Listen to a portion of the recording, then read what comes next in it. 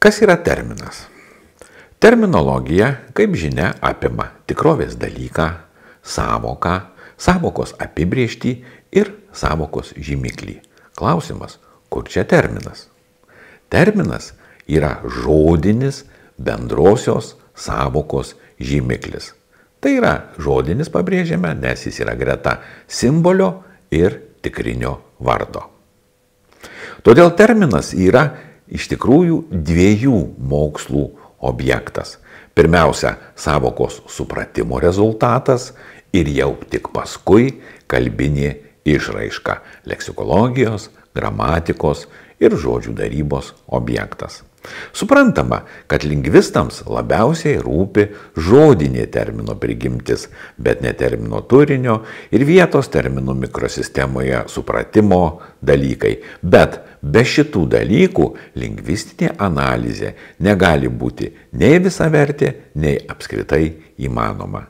Taigi, terminas yra tik nuoroda į kurios nors dalykinės srities sąvoką, užimančią tam tikrą vietą gretutinių sąvokų sistemoje – hiperoniminių, hiponiminių ir ekvoniminių.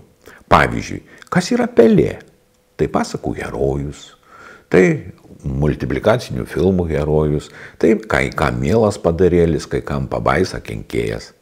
Tačiau jei tai gyvūnų karalystės, hordinių tipo, žinduolių klasės, graužikų būrio ir pelinių šeimos atstovas, tai jau yra zoologijos terminas.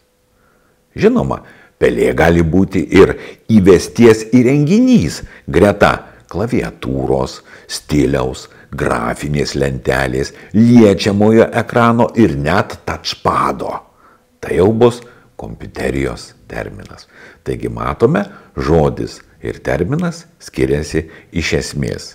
Terminas gali būti lygus žodžiui, gali, bet gali būti ir žodžių junginys. Dar nuo žodžio jis skiriasi tuo, kad jis turi apibrėžtį, o ne reikšmę. Taip pat yra būtinai mikrosistemos narys.